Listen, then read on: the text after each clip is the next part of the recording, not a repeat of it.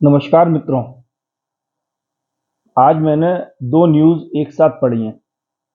एक न्यूज़ है कि भारत में जो रेमिटेंसेस आई हैं वो रिकॉर्ड 120 बिलियन डॉलर आई हैं पिछले फाइनेंशियल ईयर में, जो कि फाइनेंशियल ईयर 2023-24 में। और जो दूसरी खबर है वो ये खबर है कि 4300 मिलियनियर हैं जो, और मिलियनियर उसमें नहीं रुपए की टर्म्स में, डॉलर की टर्म्स में, वो भारत छोड़ के दूसरे देशों में सेटल हो रहे हैं। 4300। अब देखिए, आप इस पे बहुत सी न्यूज़ देखेंगे जिसमें एक में बड़ी खुशी दिखाई जा रही है कि रेमिटेंसेस इतने आ रहे हैं हमारे पास बाहर से, और दूसरी जो खबर है कि 4300 छोड़ रहे हैं, उन पे बड़ा दुख जताया जा रहा है। परंतु मित्रों, समझने वाली बात ये है कि ये दोनों न्यूज़ एक ही हैं, और इन दोनों न्यूज़ में से कोई भी खुश होने की ज़रूरत नहीं है। जैसे चलिए मैं आपको एक चीज़ बताता हूँ कि पहले जिस पे खुश हो रहे हैं उस पे बात कर लेते हैं।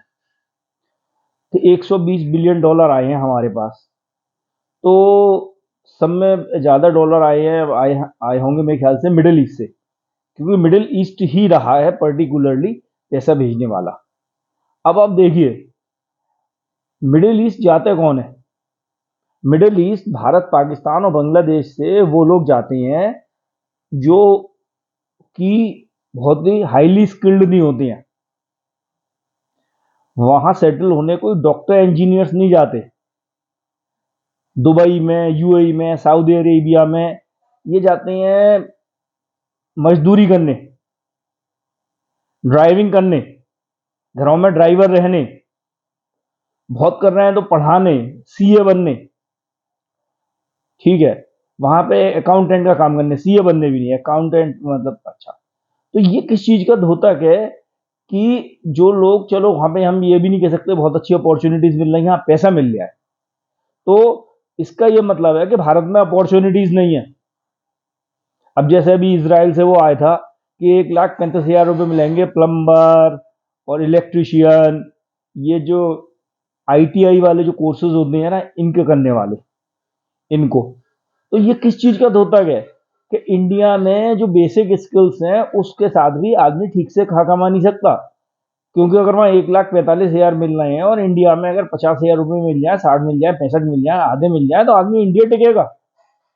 क्योंकि वो रहेगा, आधा खर्चा तो भारी हो जाता है, फिर उसका परिवार है तो रेमिटेंसेस तो उसे भेजनी ही भेजनी है। मेरे कहने का क्या मतलब था कि ये जो लो स्किल्ड पीपल हैं, ये जताता है कि इंडिया में अभी भी अच्छी एम्प्लॉयमेंट अपॉर्चुनिटीज नहीं है, जो थोड़ा टेक्निकल आदमी है। अच्छा, बाकी जो आदमी है रेमिटेंसेस वेस्ट से आती हैं, यूरोप से, अमेरिका से। ठीक है, तो वेस्ट में भी जो हमारे डॉक्टर्स हैं, इंजीनियर्स हैं, टॉप माइंड्स हैं, वो चले गए। कुछ तो पढ़ने गए तो वहीं सेटल हो गए, कुछ यहाँ पढ़ के नौकरी करते हुए फिर चले गए। तो वो टॉप माइंड्स भी अगर इंडिया में रहते तो बहुत कंट्रीब्यूट करते। ये जो 120 बिलियन डॉलर आ रहे हैं ना, इससे कई गुना ज्यादा करते। अब वहां पे हमें ये सोचना पड़ेगा कि वहां पे आदमी जाके इंडिया वापस आना क्यों नहीं चाहता इन द फर्स्ट प्लेस। जैसे कोई यहाँ पे नौकरी कर रहा है, इंजीनियर है, वो वहां गया, चलिए 2 4 5 साल रहा है, वापस आ जाए पैसा कमा के। या जो यहाँ से गया ही है, पढ़ने ही गया है, वो वहां सेटल क्यों हो गया। तो जितना भी ये ब्रेन ड्रेन हो रहा है, ये देश से बाहर लोग जा रहे हैं, ये देश की बदहाली का द्योतक है। दुबई में जाके मजदूरी कर रहे हैं, पैसा अच्छा मिल रहा है, इसका मतलब यहाँ पे अपॉर्चुनिटीज नहीं है, अपॉर्चुनिटीज क्रिएट करनी पड़ेगी। अब और वेस्ट यूरोप में जो टॉप का दिमाग जा रहा है, तो हमें ये करना पड़ेगा कि रिवर्स ब्रेन ड्रेन होना चाहिए। अब इस रिवर्स ब्रेन ड्रेन के लिए करना क्या पड़ेगा? और ये 4300 मिलियनियर्स हैं, ये छोड़ रहे हैं। ये 4300 मिलियनियर्स तो वो भी नहीं है कि जो पैसे के लिए जा रहे हैं। मिडिल लो स्किल्ड है तो मिडिल ईस्ट जा रहे हैं, हाई स्किल्ड ये पैसा बना चुके हैं, अब ये जा रहे हैं क्योंकि इंडिया में बहुत हाई टैक्सेस हैं। अच्छा, तो अब मैं वहां से शुरू करता हूं कि जो हमारा वेस्ट में जो बहुत टॉप क्लास आईआईटीएंस वो सब चले गए हैं।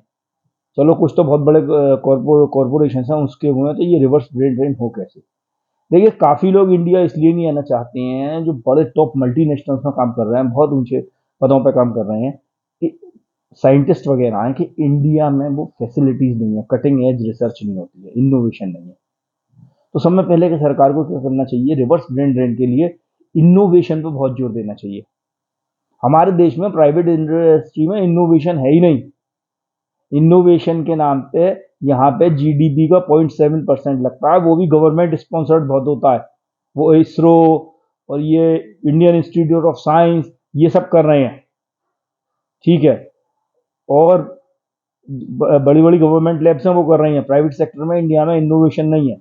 वेस्ट में 2-2.5% होता है जीडीपी का खर्च, और उनकी इकोनॉमी, अमेरिका की, यूरोप की इकोनॉमी बहुत बड़ी है। तो टोटल अगर टर्म्स में देखा जाए तो यहाँ से कम परसेंटेज टर्म्स में 3-4 गुना हो गया, 3-4 गुना का 10 गुना इनोवेशन पे खर्च होता है। इसराइल की जीडीपी का 4% करीब इनोवेशन पे खर्च होता है, इसीलिए इतने से इसराइल ने इतनी तरक्की करी है। तो एक तो इसलिए, और दूसरे गवर्नमेंट को क्या हाई टेक मैन्युफैक्चरिंग इंडस्ट्री लानी पड़ेगी, जैसे आई रही है। अब पिछले कुछ सालों में काम शुरू हुआ है, 10-15 साल से, जैसे semiconductor, high tech manufacturing jobs लाने पड़ेंगे, जिससे कि वो रिटेन कर सकें। और हमें यहाँ पर बहुत से लोग पॉल्यूशन के कारण, यहाँ पर पॉल्यूशन कम करना पड़ेगा, गंदगी कम करनी पड़ेगी। तो ये जो $120 बिलियन भेजे हैं ना, इससे कईयों गुना वो इंडिया में वेल्थ क्रिएट कर देंगे।